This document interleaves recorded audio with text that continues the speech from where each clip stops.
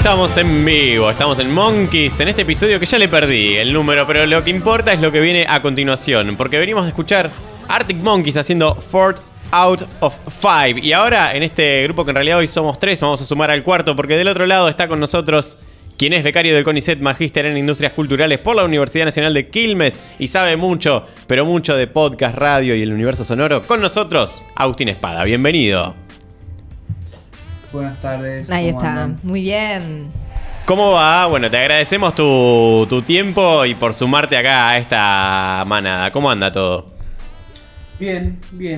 Todo en orden, por suerte, terminando el día y prendiendo las estufas porque acá yo vivo en Quilmes y está muy fresca la tarde. La pregunta de rigor para cada entrevistado: nosotros estamos en Bahía Blanca, al sur de la provincia, y estamos felices porque en cualquier momento entramos en lo que se llama zona fría con la nueva ley, y siempre la pregunta es, bueno, ¿cómo está ahí en Quilmes? Así que está fresquito como acá también. Sí, no creo que fui un par de veces a Bahía Blanca, no creo que tan fresquito como puede estar en Bahía Blanca ahí pegadito, pero sí, fresco de 6, 7 grados, una cosa así debe estar haciendo.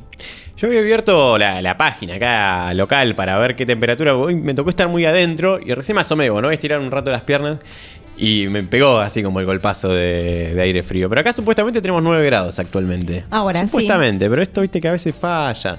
Qué sé yo. Tenemos que actualizar. Lo que importa es, el otro día leí de una famosa productora de podcast de España que dice audio is hot. Entonces vamos a darle un poco de calor a través del audio con esta charla que te confesamos, Agus, que estábamos esperando hace mucho tiempo. Así que de nuevo agradecerte por darnos tu tiempo. Y primero preguntarte cómo fue tu ingreso, cómo despertó por ahí tu interés por el mundo del audio, por el mundo de la radio y demás. Bueno, yo soy licenciado en Comunicación Social de la Universidad Nacional de Quilmes y ahí los estudiantes tenemos la oportunidad de aprobar la licenciatura haciendo una tesina final. Y digo la posibilidad porque el otro camino es cursar 2 materias más y aprobar sin tesina. Recibirse sin tesina. Y bueno, yo había hecho un trabajo final para una materia que se llama Gestión de Medios, que la dicta el profesor Santiago Marino, que también da clases en UBA, bueno, en otras universidades. Y ahí había hecho un trabajo final sobre la gestión, pero también sobre un poco la apuesta que en su momento había hecho Vorterix. Eso es en el año 2013, Vorterix llevaba un año al aire, en torno a la radio visual, ¿no? Y a la transformación de la radio, con todas las declaraciones bastante pomposas de Pergolini en torno a su proyecto, al lanzamiento de su proyecto. Bueno, ese trabajo final la verdad que me fue muy bien y el profesor lo que me invitó fue a hacer justamente una tesina para recibirme en lugar de cursar 2 materias, y entonces ahí medio que me convenció, por suerte, y también me invitó a participar del equipo de investigación, de uno de los equipos de investigación que hay en materia de comunicación en la Universidad de Quilmes, un equipo que dirige Martín Becerra, que trabaja justamente con todo lo que tiene que ver con industrias culturales, políticas de comunicación y gestión de medios. Y bueno, ahí un poco que empezó la cosa esta de investigar y de meterme en el mundo académico a través de la radio.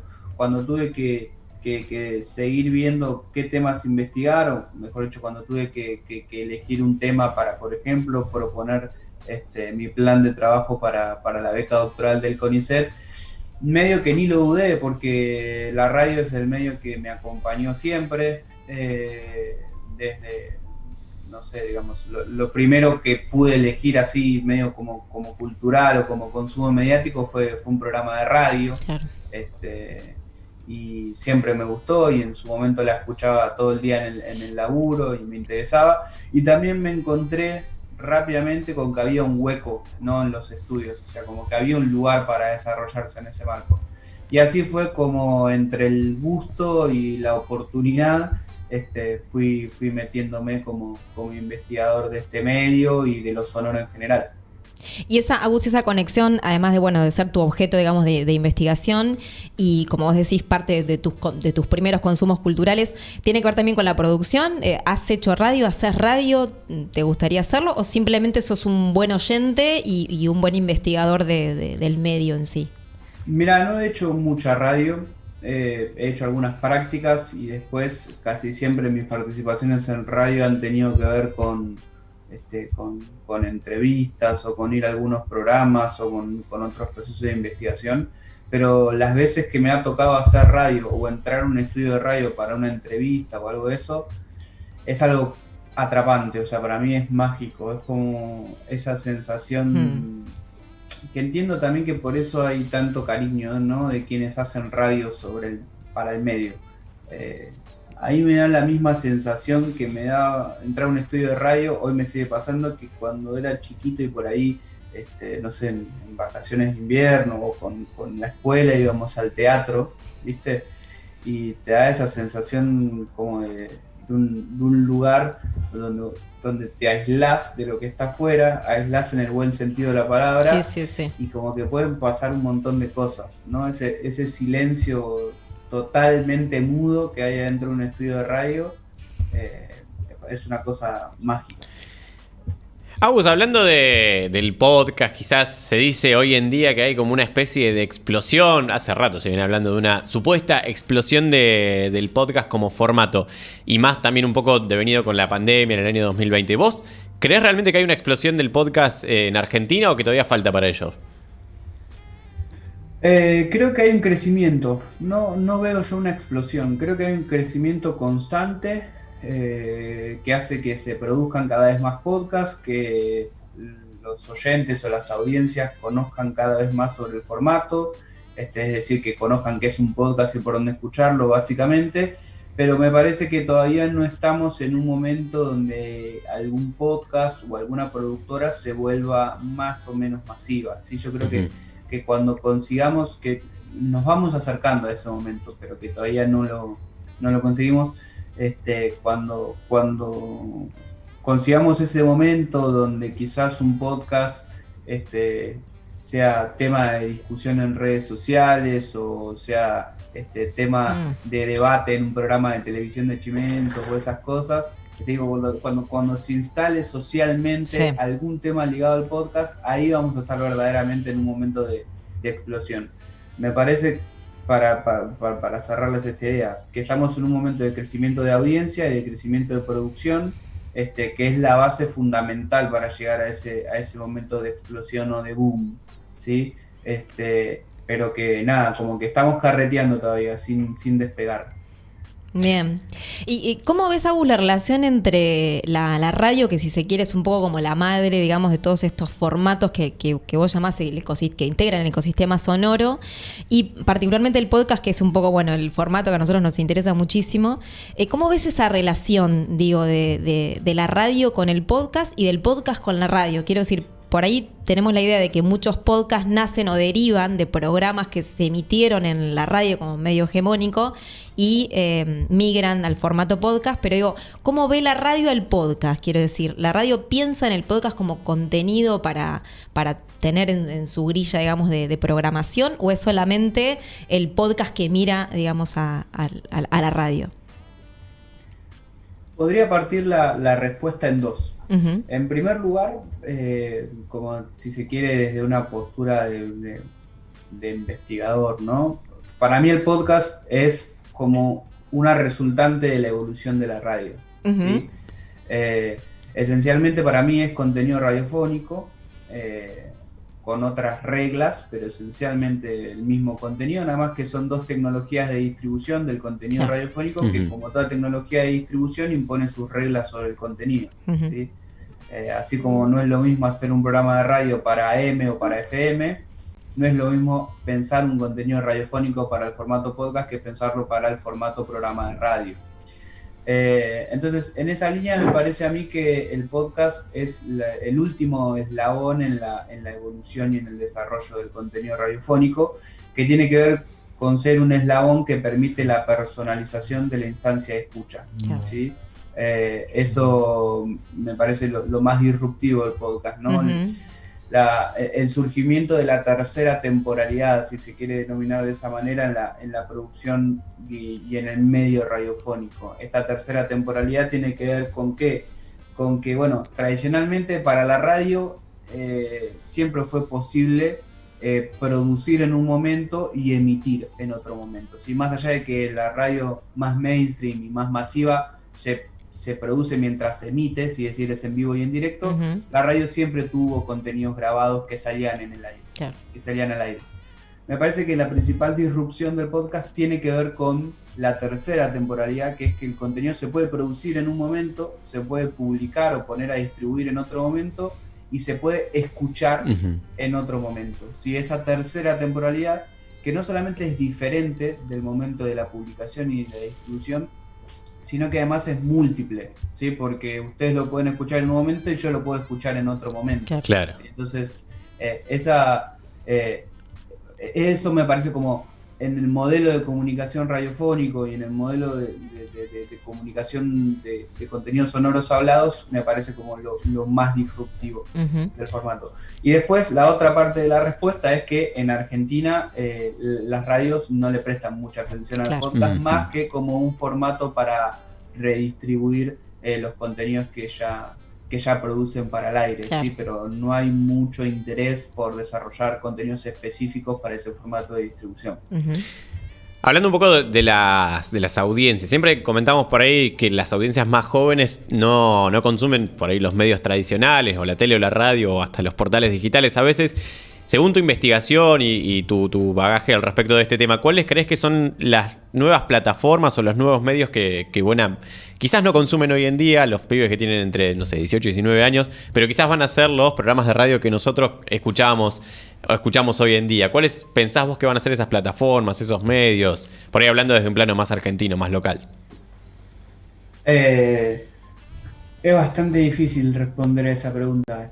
Está bueno reflexionar y pensar en torno a eso. Yo creo que hay algunas plataformas particulares que hoy en día están moviendo a buena parte del grueso de las audiencias jóvenes, ¿no? Pienso en Instagram, en Twitch, en TikTok, como esos espacios donde los jóvenes consumen contenido, para ponerlo en términos así bien globales.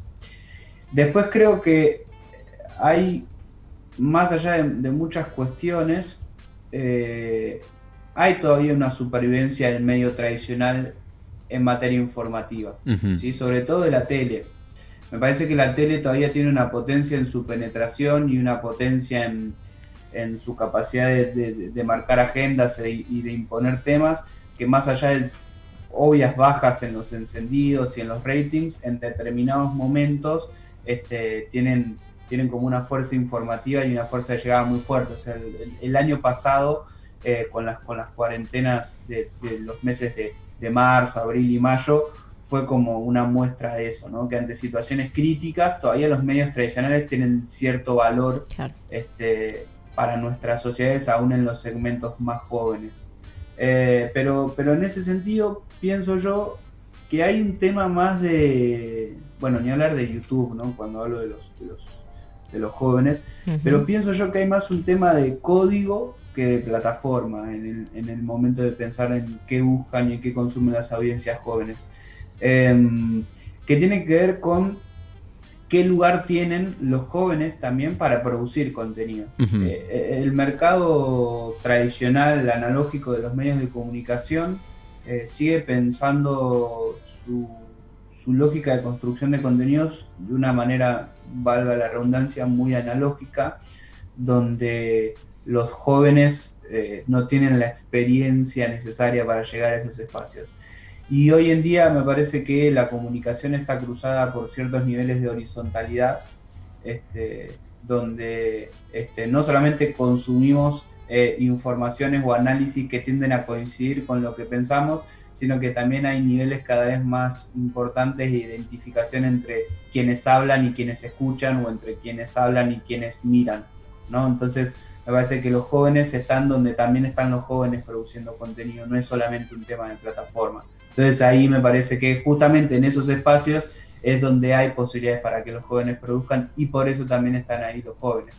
Pienso eso cuando me preguntan también por qué quizás la radio tiene problemas para llegar a las audiencias jóvenes. Bueno, hay que pensar también cuántas radios o cuántos programas de radios están pensados para los jóvenes y cuántos jóvenes hay hablando en la radio. Sí, es muy interesante esto, porque uno piensa a veces a la inversa, ¿no? De la audiencia no llegando a un determinado medio, pero el problema por ahí radica en otro lado, desde el medio pensado para una determinada audiencia. Y hablando de la radio, de las audiencias jóvenes, y mencionando también Twitch y YouTube, haciendo un poco de referencia a lo que es la radio visual, esto intenta hacer en cierta forma una radio visual. Bueno, muchas veces se ha criticado, hoy quizás no tanto, por lo menos yo no he escuchado tantas críticas, pero en su momento, le vas a poner cámaras a la radio, vas a matar la magia de la radio. La magia, claro. ¿Qué pensás vos, Agus, al respecto de esto? Me parece que son cambios culturales en sentido de la producción de los contenidos. Digo, en un momento también se pensó que la música grabada iba a matar a la radio. Sí, hablo de la década del 40 y del 50. Claro.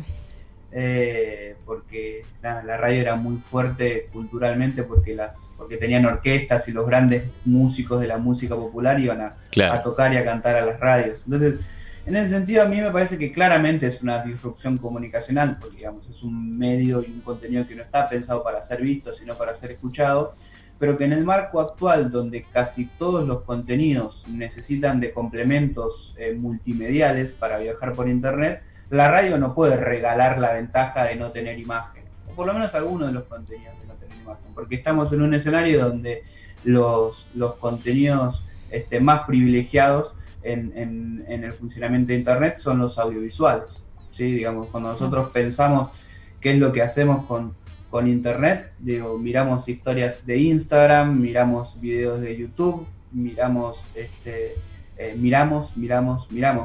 feed de Twitter. Entonces hay ahí una necesidad de complementar la producción de contenido sonoro con otros lenguajes como el texto y como la imagen. Y a mí me parece que en cierto sentido la gran ventaja que le ofrece el audiovisual a la radio es justamente poder ser compartido de una mejor manera y con mejores condiciones de viralizar y de socializarse. Siempre que no afecte el correcto funcionamiento del canal original, es decir, de la escucha, siempre que cuando uno escuche ese contenido no sienta que se está perdiendo algo, todo lo que se ofrezca de plus va a ser un complemento. Entonces, en ese sentido me parece que lo audiovisual, mientras respete el código comunicacional de lo radiofónico, solo tiene cosas para sumar. Bien, ahora que decías de YouTube, no sé si a ustedes les pasa, pero yo muchas veces consumo algunos contenidos de YouTube solo por el canal auditivo. O sea, son videos, en realidad y ofrecen imagen audiovisual, pero hago a veces un consumo más auditivo que visual o audiovisual en su integración, en su conjunto de distintos contenidos de YouTube. No de hecho, ¿cuántas veces escuchamos música, no? Bueno, claro, había ¿entendés? Lo uso como si fuera una plataforma solamente de distribución musical, digamos. Y no... Sí, es que para la industria mundial de la música, y cuando hablo de la industria de la música hablo del IFPI, ¿no? O sea, el instituto que centraliza a toda la industria y a los grandes sellos musicales, considera que YouTube es la principal plataforma de distribución de música y de escucha de música. ¿Sí? Digamos, y ahí hay una industria que no se está preguntando si YouTube es una plataforma de contenido audiovisual o de contenido si se ve o se escucha, claro. Claro, ahí se consume el contenido y entonces hay que estar ahí. Y se buscaron y se trabajó muy bien en los últimos años en formas de monetización y de garantizar el correcto uso comercial de los contenidos de los grandes sellos discográficos. Y a mí me parece que otra vez los medios de comunicación están llegando un poco tarde a esos espacios. Volviendo al tema solo del audio, ¿no? Y del audio social y esto que se habló tanto de Clubhouse, ¿cómo fue o cómo sigue siendo esa experiencia? ¿Cómo resultó? Bueno, yo creo que todavía estamos en el proceso, ¿no? Por ahí para evaluarlo es demasiado pronto. Sí, de maduración y de evolución de esas plataformas. Clubhouse es una plataforma de audio social en el sentido de que es un espacio digital donde se pueden generar charlas, donde se pueden generar salas para charlar, ¿sí? Claro. Lisa y llanamente, el único canal de comunicación entre los que están presentes en una sala es la voz, ¿sí? No hay imagen, no hay texto, sino que somos todas burbujitas donde hay un moderador que nos habilita la posibilidad de hablar o no, o estar solamente escuchando. Ujú. Y eso es una novedad, porque básicamente el funcionamiento de las redes sociales que nosotros solemos habitar, que son Twitter, Facebook, Instagram, TikTok, utilizan la imagen o el texto para comunicar a sus usuarios. Claro. Y entonces Clubhouse fue disruptivo en ese sentido, ¿no? Poniendo el audio en el centro de la generación de un espacio de socialidad digital, por llamarlo de alguna manera.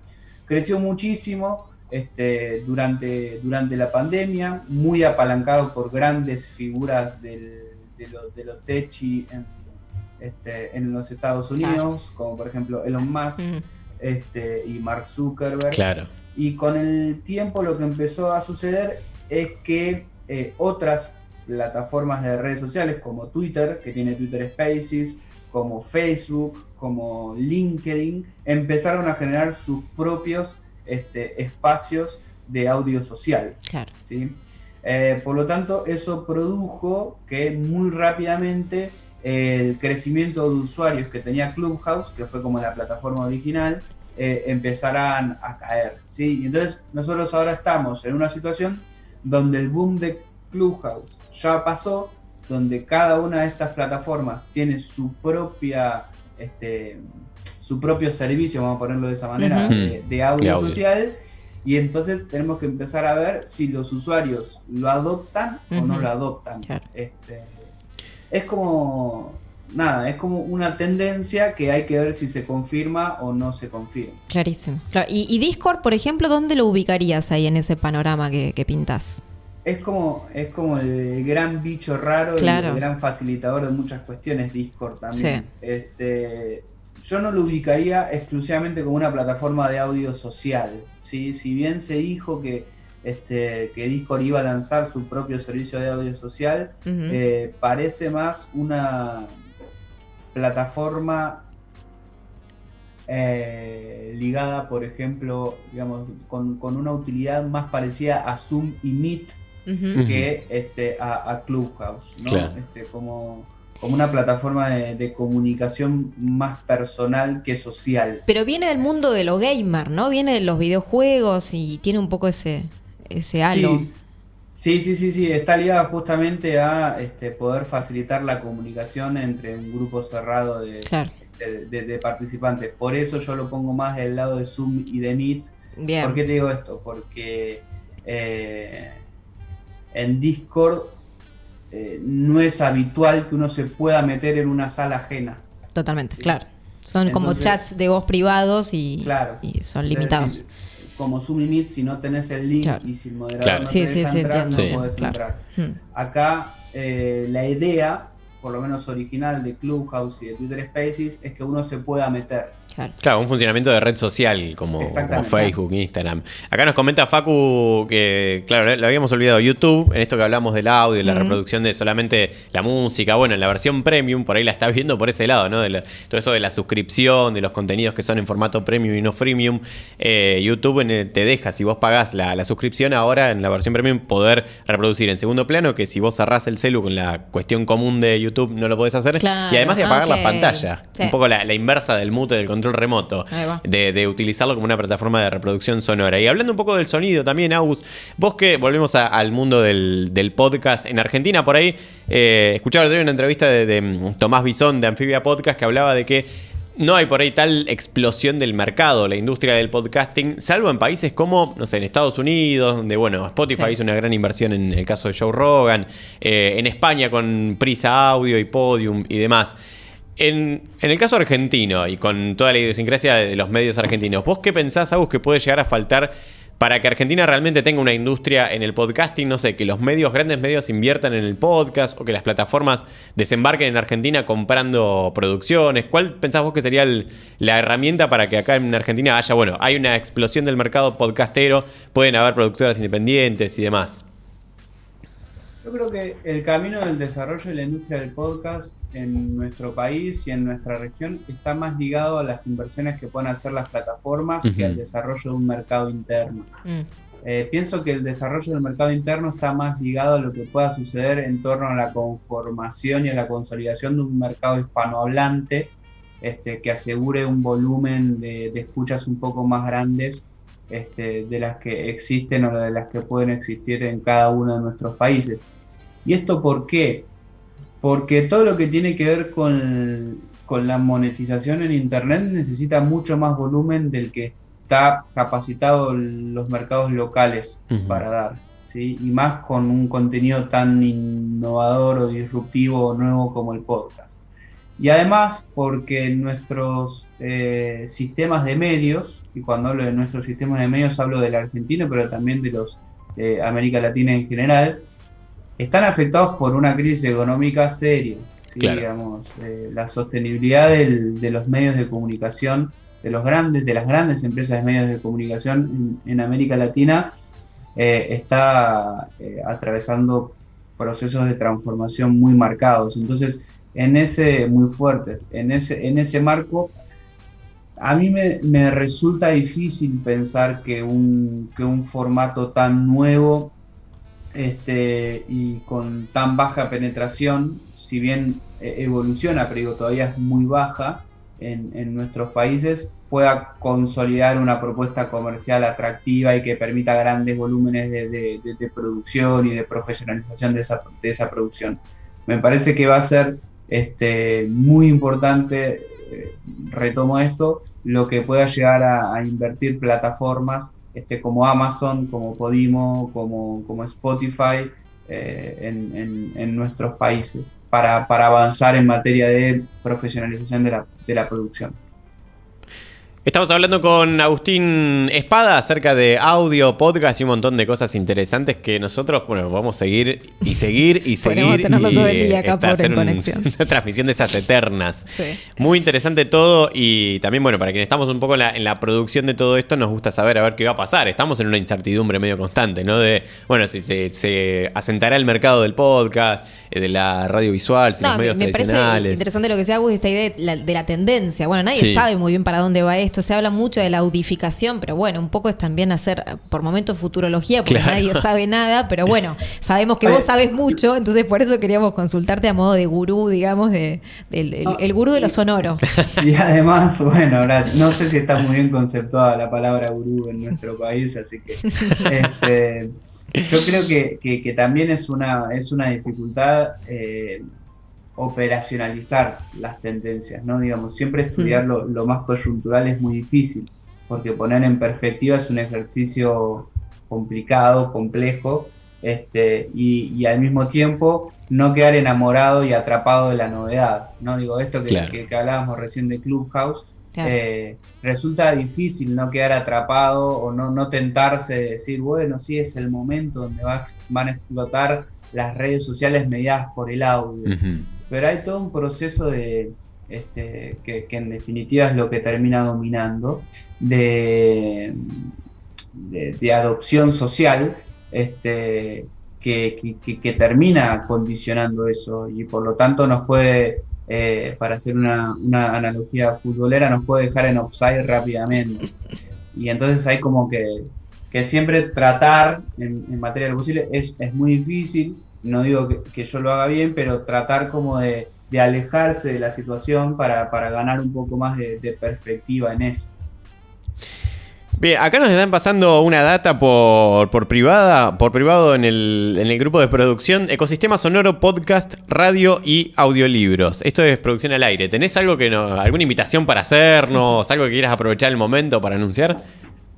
No, en realidad el curso ese que dimos en Anfibia sobre ecosistema sonoro ya terminó, pero seguramente lo vamos a hacer en la segunda parte del año y ahí Bien. ya voy a tener más data para Yo compartir. asistí y puedo dar fe de que está buenísimo, así que si hay alguna réplica, si se vuelve a dar en el segundo semestre, estén atentos. Buenísimo. Sí, acá nos llegó la captura. Claro, ¿esto fue del año pasado, del 2020? ¿O comienzo de este año? Este año. Este Sí, año. son sesiones Sí. los jueves. Exactamente, teníamos los Sí, jueves, sí. vamos a replicar el curso en la Bienal de Radio Internacional en México, Qué pero bueno. no sé si va a ser abierto, cómo va a ser la convocatoria. Bien. Pero sé que van a ser 4 días de julio, del 12 al 15, pero bueno, eso no sé a quién van a abrir la participación o no, así que les dejo pendiente esa respuesta. Buenísimo, bueno, estaremos esperando. Sí. Y por último, para que nos cuentes un poco de vos, sabemos que estás en 1000 cosas, pero bueno, tenés una plataforma, no sé si llamarlo plataforma o newsletter, que es Drop the Mic, que está muy buena, muy interesante para quienes están empezando a producir o les interesa el mundo del podcasting y quieren ver un poco de todo esto de lo que estamos hablando, a ver, con data más palpable, digamos, con estadísticas. Bueno, que nos cuentes un poco a ver en qué andás, cuáles son tus proyectos, qué tenés en mente a futuro. Bueno, Drop the Mic es un newsletter que hacemos con Ale Torres. Ale es una de las fundadoras de Drop the Mic, junto a Fede Rusconi y Andy Kukier. En Drop the Mic lo que hacemos es los martes mandar un mail, bueno, así funciona el newsletter, con información, con noticias relacionadas al mundo del podcasting y del audio digital hablado. Y digamos, la idea ahí es tratar de aportar una visión un poco más latinoamericana a lo que suele analizarse y a lo que suele decirse e investigarse en materia de podcasting, que digamos, nosotros solemos informarnos. Esa me encantó, perdón, Drop the Beer me encantó, lástima que ya pasó. Claro, cuando estábamos en normalidad, sí, antes de la pandemia, Drop the Mic se materializaba en encuentros periódicos donde distintos productores de podcast se encontraban a discutir sobre podcast. Hermoso, con una birra de por medio. Qué la bueno. panacea del podcastero. Exactamente. Pero bueno, ahora por obvias razones hace rato que eso no se puede hacer. Y la verdad que es un espacio re piola para... bueno, incluso hay un grupo de WhatsApp donde distintos productores de podcast suelen discutir cuestiones ligadas a la producción o a la distribución. Digo, temas recurrentes de discusión en ese grupo de WhatsApp son los derechos de autor para utilizar música o qué micrófono buena pregunta. utilizar para Todo la un grabación. tema. Sí, la semana pasada se hizo un gran debate, un gran debate del mundo de los auriculares y demás. Hay mucha discusión y mucha data interesante.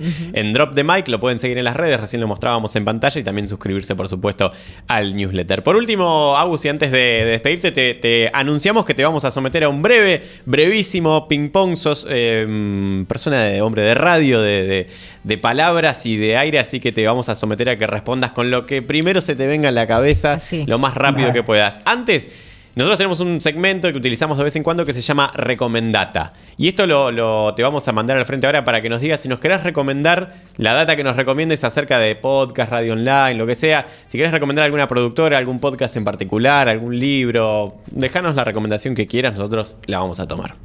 Qué difícil hacer poquitas recomendaciones. A mí el muy podcast amplia.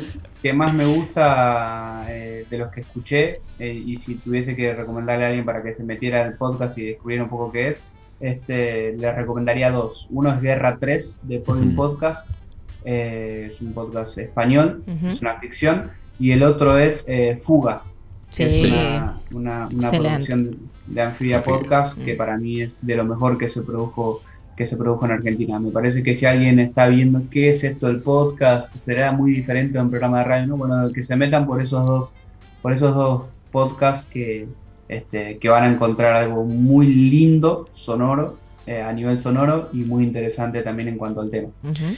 Agustín Espada con nosotros, @espada_Agustines, se somete en este momento para el cierre de esta entrevista en vivo por Monkeys al ping pong. ¿Empieza usted? Empiezo, dale. Y dice, la primera: si te vas a una isla desierta y como cuando en su momento nos llevábamos el pasacassette con un cassette, solo podés llevarte un podcast. Pasacassette, qué palabra vieja. Si solo podés llevarte un podcast para escuchar, ¿cuál te llevas? Me llevo Fugas. Ah, muy bien. Bien. ¿Qué velocidad de reproducción usás para los audios de WhatsApp? 1. Un canal de YouTube. Bastante acelerado vivo como para acelerar. Ya está, demasiado. Un canal de YouTube. El de Luquitas Rodríguez. ¿Twitch o Discord? Rodríguez Galati. Ahí está, no me salía el nombre. Bien. ¿Twitch o Discord? Twitch. ¿Radio en vivo o podcast? Radio en vivo.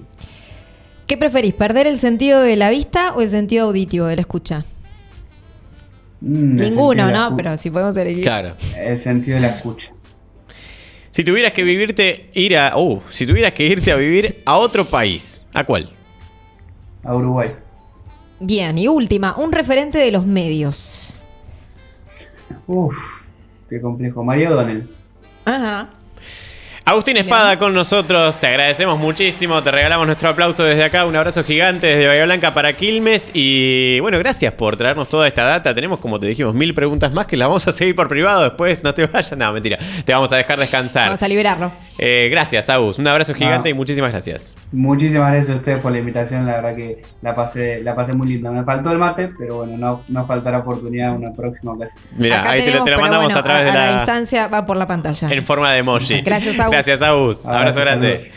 Pasaba nuestro invitado del día, Agustín Espada, tremendo, una de las entrevistas más esperadas. Qué lujo, sí, Qué lindo. sí, cómo nos gusta, ¿no? ¿Cómo le vamos Pero a dar play en bucle a esta nota Ay, 10 por millones de favor, veces? porque pasa eso, somos como animales de radio o Sí. animales de podcast, ¿no? Entonces Sí. nos Lo interesa, mismo. claro, nos interesa y cuando hay alguien que realmente tiene data, pero tiene data posta, porque Sí. como contó, viene investigando desde hace mucho tiempo, ha hecho un poco su carrera como investigador sobre la base del lenguaje radiofónico en general, pero además tiene la ultimísima actualización, ¿sí? De las últimas métricas y reportes más actualizados. Entonces, bueno, es realmente una palabra y una fuente autorizada en el tema. Y bueno, estamos chochos así como con la sonrisa que se nos desborda, ¿no? De la alegría. No la podemos creer. Y si hay algo que no tenemos, son miedos, porque ahora la música que dispara desde el control central de Grama.media, esto es Miedos, Costa de Ámbar.